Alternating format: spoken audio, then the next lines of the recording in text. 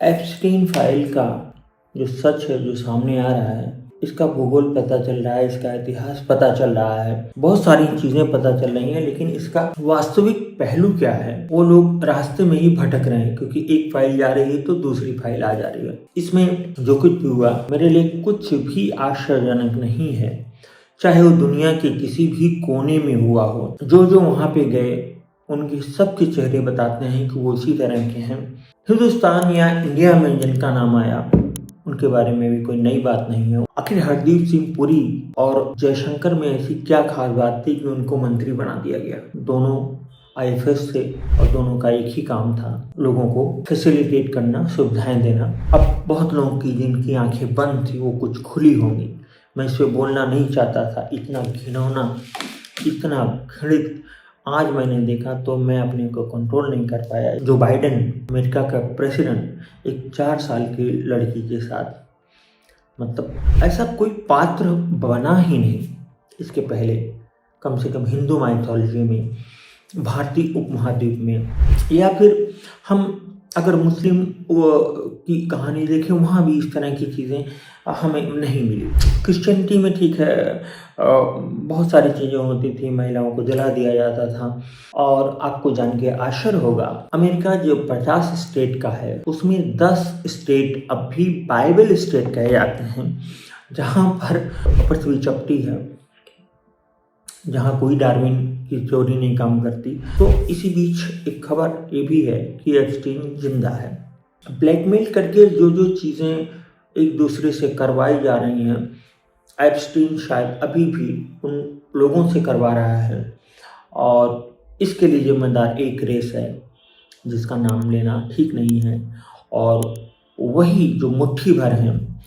तो एक चीज़ तो थी कि इनके पास ज़बरदस्त ब्रेन था, नहीं तो 100 नोबेल में 95 इन्हीं को क्यों मिलता। कहीं न कहीं इनके दिमाग में ये भी था कि हमें ऊंचाई तक पहुंचने के लिए जो भी रास्ते अपनाना चाहिए हम आराम से अपनाएंगे, कोई दिक्कत नहीं है। और उन्हीं रास्तों में को अपनाने में एक रास्ता है ब्लैक मैजिक या तंत्र का। और दुख की बात यह है कि ये सेक्रीफाइसेस, ये बलियाँ लोगों को समृद्ध बनाती है, लोगों को अमीर बनाती है। अब इसमें कोई उदाहरण की ज़रूरत नहीं है आपको ये जानने की कि हमको बताइए, सबूत दीजिए। जितने भी लोग, चाहे वो लॉ ऑफ अट्रैक्शन, जिनको सबको मालूम था, और उसके बाद क्या क्या गंदी बातें हुई उन दोनों गिरोह के बीच में, हम नहीं कहना नहीं चाहता, ज़्यादातर चीज़ें नहीं कही जा सकती। वर्तमान राष्ट्रपति ट्रम्प, और इसके बाद स्टीफन हॉकिंग जिसका कुछ भी काम नहीं करता था, उसका भी, तो वो तो ईश्वर को नहीं मानता था। मैं पूरे होशो हवास में कह सकता हूँ कि ये भी जितने लोग वहाँ गए उनका कॉन्सेप्ट क्लियर था कि कोई भी पाप पुण्य नहीं होता। तो कहीं ना कहीं हमारे ये सिस्टम में जहाँ पे पूजा बलि देने से देवता खुश होते हैं, ये सच है, क्योंकि देवता देवता होते हैं, देवी देवी होते हैं, वो ईश्वर नहीं है। देवी देवता ईश्वर नहीं, ईश्वर तो एक है। वो चाहे आप टाइम और स्पेस और एनर्जी मानिए, चाहे जो कुछ मानिए, पर मेरा मानना है यथा पिंड तथा ब्रह्मांड, जो पिंड में है वही ब्रह्मांड में है, जो केंद्र में है वही परिधि में है। तो इस हिसाब से ईश्वर हर जगह है, और ये जो चेतना है यही ईश्वर है, ये जो स्पेस और टाइम है यही ईश्वर है। और बाकी जहाँ तक भगवान विष्णु, भगवान शिव या राम कृष्ण शंकर या देवियाँ, तो ये देवता हैं। देवताओं में भी सभी देवता भगवान नहीं होते। इंद्र भगवान नहीं, इंद्र देवता हैं। तो ये वैदिक कालीन देवता, चूंकि इंद्र का बहुत गलत संदर्भों में नाम लिया जाता है, तो जो भी देवता का चरित्र दूषित है वो भारत में पूजित नहीं है, भारत में उसकी पूजा नहीं होती है। तो लेकिन ये कॉन्सेप्ट था कि बलि तो दी जाती थी और बलि स्वीकार होती थी, और वो आयरॉनिकली वो बलि स्वीकार होती थी और उस आदमी को लाभ पहुंचता था या लाभ पहुंचता है। लेकिन जिस लेवल का अत्याचार उस विशेष धर्म में हुआ, मार्क जुकरबर्ग भी उसी धर्म से आता है, एलन मस्क भी, आइंस्टीन भी, बहुत सारे लोग, मोस्टली ये जो लोग गए उसमें कुछ को ब्लैकमेल किया गया, कुछ ब्लैकमेल हो रहे हैं, कुछ अभी होंगे। लेकिन अब मैं आपको ठीक बात बताता हूँ कि ये सब उनको बहुत प्राइवेसी में सुलभ हो सकता था जो ये गंदगी कर रहे हैं। ऐसा नहीं है कि वो पहले हैं, बम्बई में एक बहुत बड़ा नाम है एक्टर का, वो भी पीडोफिलिक है, वो भी छोटे बच्चियों के साथ जो करता है और उसका वो ट्रांसपोर्ट करता है, वो ट्रैफिकिंग करता है। समझने वाले समझें इस बात को, लेकिन अब ये बंद होना चाहिए। कहाँ से हम राम लाएं कि एक ही वाण में क्या 14,000 इन राक्षसों को खत्म करें। और तो मुझे पूरे इतिहास में, पूरे धर्म में, पूरी की पूरी मानवता में कोई ऐसा योद्धा नहीं दिखता जो इनसे लड़ सके, जो आज स्थितियाँ इस देश की, इस विश्व की, इस ब्रह्मांड की हो चुकी है। वो राम के अलावा कोई नहीं दिखता, क्योंकि वो एक ऐसे व्यक्ति हैं, वो एक ऐसे नायक हैं, वो एक ऐसे देवता हैं, भगवान हैं कि जो गलत व्यक्ति को छोड़ते नहीं, एक चेतावनी के बाद मारते हैं।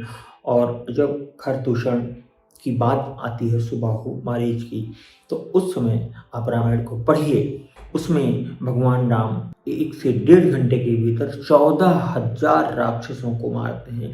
ये रामायण कितना सच है कितना झूठ मैं तो लाना चाहता हूँ लोगों के सामने, लेकिन ऑडियंस ही नहीं है उसको देखने की। उनको वो राम चाहिए जो युग कवि बताता है। क्या बोलता है युग कवि? भगवान राम ने जब रावण को मारा तो उनको बड़ा दुख हुआ और रोने लगे। मंदोदरी आई, उससे आंखें नहीं मिला पाए, उसकी छाया देख के प्रणाम किए। क्या बकवास है, क्या नॉनसेंस है। राम का एक कैरेक्टर ही नहीं, उनको उस पर प्रायश्चित करना पड़े ऐसा कोई काम ही उन्होंने नहीं किया। उनका आशय बिल्कुल स्पष्ट था कि रावण को उसकी पूरी सेना सहित, पूरे राक्षसों सहित समाप्त कर देना है, खत्म कर देना है। जो उनकी शरण में आए हैं, ठीक है, वो घर वापसी किया, विभीषण उसको छोड़ दिए और वो पुल वहीं पे तोड़ दिया ताकि कोई और ना आने जाने पाए। ये मामला फिर कभी होगा कि वो पुल जब अब इस समय है वो कौन है और लंका कहाँ गई, ये सब बात की बातें। तो मैं यही राम का नाम इसलिए आया कि मैं चाहता हूँ राम नाम अभी भी लिया जाए, क्योंकि राम नाम लेने से ही सत्ता मिलती है। राम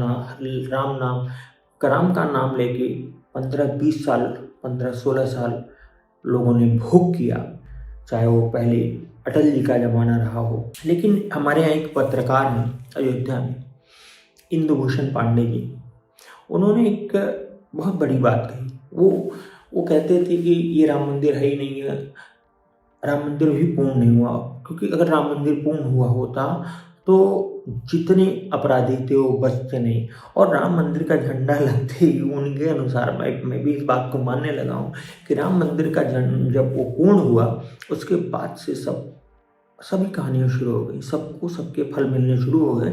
और अगर आप सोचें कि 4 दिन का ये सब विद्रोह है फिर शांत हो जाएगा, डोंट थिंक सो। ये बढ़ता जाएगा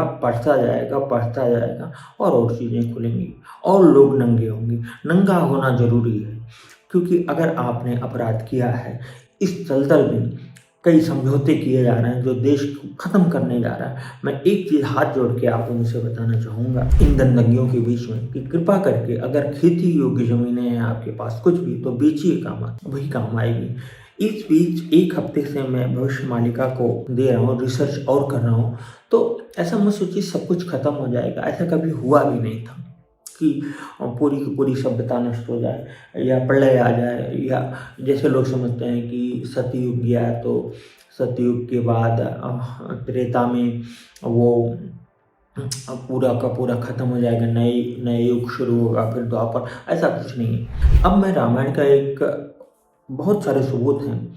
एक सुग्रीव जी की एटलस थे, उनको एटलस ही वो ज्योग्राफी की सबसे बड़े विद्वान माने जाएंगे। वाल्मीकि रामायण पढ़िए तो उनके हिसाब से जब America, Canada, north America, Canada और ये जो वेस्टर्न यूरोप है, ये उस समय बर्फ से आच्छादित था रामायण की घटना में। वो कहते हैं उधर मत जाओ, उधर कुछ नहीं, अपने वानर सेना को। फिर वो बताते हैं पेरू का एक स्थान, उस श्लोक के हिसाब से पेरू में एक बहुत बड़ा त्रिशूल है जो कि करीब 50 किलोमीटर दूर से दिखता है। वो वहाँ के एंडीज पर्वत पे है, जिसको अनंत पर्वतमाला कहा गया है। तो वहाँ पे है, तो कुल मिला के नीचे वेदी बनी हुई है। वो कहते हैं वहाँ पे आप जाएंगे उस जगह पे तो ये मिलेगा। अब इसके बाद ये बताते हैं कि वेस्टर्न यूरोप नहीं था, ईस्टर्न यूरोप था, और उसमें पोलैंड का उल्लेख है कि वहाँ पर हवन हो रहा था। जापान के साइड में कहते हैं कच्ची मछली खाने वाले लोग हैं वहाँ मिलते हैं। ये पूरा अब तो शोध आ गए हैं, पढ़िए। मित्रा देसाई की बुक है फ्लैग ऑफ अनंता, मैं तो बहुत बार से कोशिश कर रहा हूँ मंगाने की, इतनी वेल रिसर्च बुक है द फ्लैग ऑफ अनंता।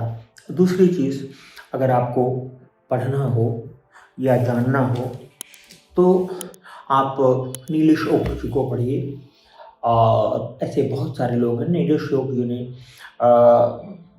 रामायण की पूरी डेटिंग निकाल दी है, एक एक चीज़। अगर उसमें वो कहा जाए कि ये गलत है तो आप उसे सिद्ध करिए।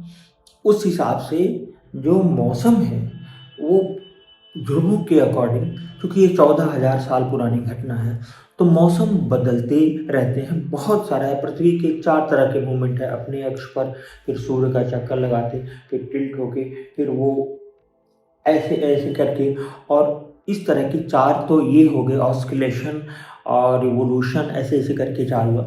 हजारों साल बाद बहुत बड़े परिवर्तन आते हैं। तो उनके जो रामनवमी मनाई जाती है वो ठीक है, वो मार्च में ही मनाई जाती है, वो बिल्कुल सही है, उनका बर्थ उसी समय हुआ था। दूसरी चीज, अब यहाँ से आते हैं, क्योंकि मैं क्षमा चाहता हूँ, मैं चाहता हूँ कि थोड़े थोड़े किसी भी तरह से आप रामायण महाभारत की, रामायण तो फिर भी लोग पढ़ना शुरू करते हैं, महाभारत तो और भी खराब स्थिति है कि इस समय राम से बड़ा कोई चरित्र नहीं है। वही सीता जी, वो उस वक्त जो वाल्मीकि रामायण में जो मतलब पहले में जो उत्तरकांड नहीं है वो भी उस जो सिर्फ प्लेन है जहाँ पे रामायण खत्म हो जाती है उसमें दिखाते हैं, वो फ्लैशबैक से चलता है। तो वो लव कुश वाला सीन दिखाते हैं, तो तब वो वहाँ से शुरू करते हैं लिखना पुरानी चीज़ें और आगे की। हम हिंदू हैं, हम सनातनी शब्द का रामायण में खूब उल्लेख हुआ है, तो हम अच्छा बुरा सब लेके चलेंगे। शंभू वध के बाद की मैं बात बता दूं, शंभू इसलिए नहीं मारा गया था कि वो कोई किसी जातवाद से था। शंभू प्रकृति के नियमों का उल्लंघन कर रहा था। भगवान राम को ये बात बताई गई, राजा राम को ये बात बताई गई। वो सशरीर स्वर्ग जा रहा था, जैसा कि त्रिशंकु प्रयास कर रहे थे, और वो पूरा यज्ञ, और ये शास्त्रों में पूरी तरह से मना था कि कोई भी इस तरह का प्रकृति विरोधी, ईश्वर विरोधी या वेद विरोधी कार्य नहीं हो सकता। उन्होंने सीधे उसकी गर्दन काट दी। अच्छा, अगर ऐसा होता तो क्या कोई, अगर वो किसी जाति विशेष, छोटी जात बड़ी जात देखते तो केवट उनका क्लास फेलो होता, या फिर ब्राह्मण पिता या ऋषि पिता से उत्पन्न रावण को मारते, या फिर जितने राक्षसों को उन्होंने मारा उसमें कोई जात, छोटी जात बड़ी जात नहीं थी। ऐसा कोई उल्लेख ही नहीं आता रामायण में, जाति का कोई मतलब ही नहीं है। अश्वमेध यज्ञ के दौरान जब प्रसाद बांटा जाता है तो उसमें सबसे पहले लिखा हुआ है कि माँ कौशल्या चारों वर्ण की स्त्रियों को एक साथ ये प्रसाद देती है। तो वहाँ पे ये हो गया कि 4th डिपार्टमेंट, 4 जो वो लोग थे, जब भगवान राम को वनवास होता है तो उसमें सभी वर्णों के सभी अलग अलग कांड दिखाए, और उसमें सबको इतनी पावर थी, मतलब राम राज बने दशरथ के पीरियड में, कि कैकेयी को वशिष्ठ जी बहुत जानते हैं, बहुत ज़्यादा। मतलब सोचिए, इतनी सुविधा प्राप्त थी पुरोहित को, ब्राह्मण को, कि वो रानी को डांट सका। बहुत बुरे बुरे शब्दों में डांटते हैं वशिष्ठ जी।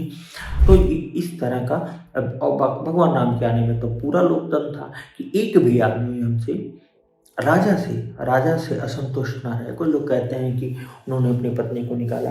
अगर ये बात सच है तो ये भी जान लीजिए, ये भी सच है कि उनको ये सूचना दी गई। सिर्फ धोबी ने नहीं कहा था, बहुत लोगों ने कहा था। जो हमारी अयोध्या बड़ी अलग है, वो मतलब आम आदमी को जीने नहीं देगी, तो भगवान को तो क्या जीने देती, माता सीता को क्या।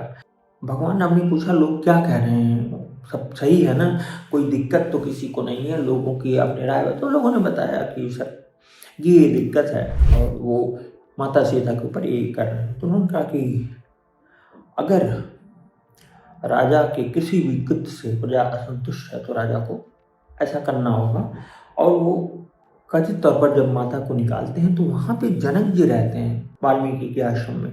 पूरी सेना रहती, पूरी सुविधाएं रहती, उन्हें जंगल वंगल में नहीं डालते, वहाँ पूरी सुविधा रहती माता सीता के लिए, पूरी व्यवस्था करके तब वहाँ भेजते हैं। राम जी पर एक बार आप प्रश्न नहीं उठा सकते, नहीं उठा सकते। एक दूसरी बात मैं बताना चाहूँगा, आज जो ये जो मैनेजमेंट पढ़ाया जाता है ये सारी चीज़ें, अब आप सोचिए भगवान राम जब निकले तो एक युवराज थे, उनके पास हजारों कर्मचारी थे, उनका क्या होता? तो वो क्या करते हैं कि 14 वर्षों का एडवांस वेतन दे देते हैं अपने कर्मचारियों को, 14 वर्षों का। और फिर ब्राह्मणों को, हाँ वो थोड़ा सा ब्राह्मण भक्त थे, ब्राह्मणों को खूब उन्होंने दान किया, छोटे सामान्य लोगों को उन्होंने खूब दान किया, लगभग अपना खजाना खाली कर दिया। वो खानदान ही ऐसा था, उसमें हरिश्चंद्र पैदा हुए, ले जाओ सब, कोई दिक्कत नहीं है। तो ये चरित्र था। और आज के नेताओं का चरित्र देखिए, राम का नाम लेके किस तरह की चीज़ें हो रही हैं। मतलब जब मुझे एक आदमी से दुख हुआ, मेरा फोटो उस आदमी के साथ रहे जो मेरे आदर्श हैं, तो मुझे नहीं याद है, लेकिन उसमें नोम चोम्स्की साहब थे। तो नोम चोम्स्की आज की धरती के सबसे बुद्धिमान और एनालिटिकल दिमाग है, फिलॉसफी में वही कहते भी हैं कि किसी व्यक्ति के बारे में कोई भी राय रखनी हो तो वो आप इस तरह मत देखिए कि वो या तो गंदा है या तो अच्छा, जैसे भारत में तो बहुत ये हरामी या बारी बहुत बड़ा जिंदाबाद फलाने फलाने फलाने, उसके बाद उनको ख़त्म कर दो। तो वो कहते हैं लोगों को टुकड़े टुकड़ों में, लोगों के व्यक्तित्व को टुकड़ों टुकड़ों में नापिए। कोई आदमी नॉनवेज खा रहा है, शराब पी रहा है, हो सकता है उसका चरित्र बहुत साफ हो, औरतों को मामले में बड़ी इज्जत करता हो। कोई आदमी पूजा कर रहा है, ध्यान कर रहा है, टीका लगाए हुए है, इसके बावजूद भी वो हर तरह से अच्छा है। कोई आदमी यहीं पे सेम हो सकता है, टीका लगाए, पूजा कर रहे हैं, राम नाम कर रहे हैं और करप्शन करता हो, वुमेनाइजर हो, कोई कैसा भी हो सकता है। तो ये बात, हाँ इससे एक बात और याद आ गई मुझको, और मैं भी बता के इसको ख़त्म करने जा रहा हूँ। तो मुझे नोम चोम्स्की का नाम आना थोड़ा सा दुखद हुआ। बाकी चाहे सचिन तेंदुलकर हो, चाहे फलाने हो, चाहे धमाके हो, चाहे या फिर स्टीफन हॉकिंस, मुझे उसमें कोई आश्चर्य नहीं लगा, ये लोग ऐसे ही होते हैं। और इसमें एक चीज़ अच्छी लगी, व्लादिमीर पुतिन का नाम नहीं था, चीन के राष्ट्रपति का नाम नहीं था। चीन क्यों इतना आगे है, इस पर सोचना पड़ेगा आपको। नाम ला के वो जो उत्तर कोरिया का जो तानाशाह है उसका भी नाम नहीं था, वो भी जा सकता था। कुछ लोग तो है कि नीतीश बाबू भी गए थे।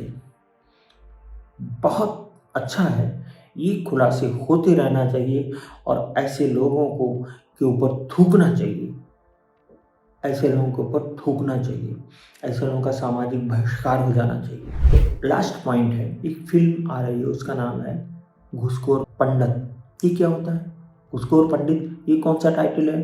डायरेक्टर भी रखे हो नीरज पांडे को, ओ बी पंडित, और जो घूसखोर पंडित बने हैं मनोज वाजपेयी, ग्रेट एक्टर। लेकिन वाह क्या बात है, आपने क्या न्याय किया है अपनी जाति के साथ कि खुद ही रोल कर दिया इसका, पैसों के लिए कुछ भी कर सकते हो तो ये चीज़ें हैं घूसखोर पंडित। और आप लोगों के बहुत बड़ी आदर्श हैं अनुष्का शर्मा। सबसे पहले ये चीज़ शुरू करना ब्राह्मणों के बारे में उल्टा सीधा इनकी फिल्मों ने शुरू किया। मुझे ज़्यादा तो नहीं याद है, पर एक याद है, पाताल लोक, ब्राह्मण को मंदिर में बैठ के मांस खाते हुए दिखाया गया। शर्म करिए। और ये जो लोग हैं, जो लोग ये हैं, इनकी जनता अगर इनको सड़कों से दौड़ाती नहीं है, दौड़ा के इनके ऊपर थूक के मारती नहीं है, तो फिर शर्म आनी चाहिए, शर्म से डूब मर जाना चाहिए हम लोगों को। कम से कम राम के इस देश में, ये पूरा विश्व राम का था, जगत राम का था। यीशु ने भी ऐसा कुछ नहीं किया जिनको ये लोग मानते हैं। और जो वो लोग थे यहूदी, जो जिन्होंने सारा ये कांड रचा, इनका भी कोई ऐसा देवता नहीं था। लेकिन अब लोगों को ये संदेह हो गया कि मंदिर जाने से, मस्जिद जाने से, दिन भर नमाज पढ़ने से, बाइबल पढ़ने से पैसे नहीं आते। पैसे इस आने के लिए ये करना पड़ेगा, है ना। और ये जो तंत्र के नाम पे हो रहा है, ये विशुद्ध तंत्र था, ब्लैक मैजिक था, ये सत्य है, यही समृद्ध का इन लोगों के लिए रास्ता है। इसको आप ये कोई भी करेगा उसको लाभ मिलेगा। आज भी करते हैं लोग, बड़े बड़े लोग, नाम नहीं लेना चाहते लेकिन करते हैं। जय श्री राम।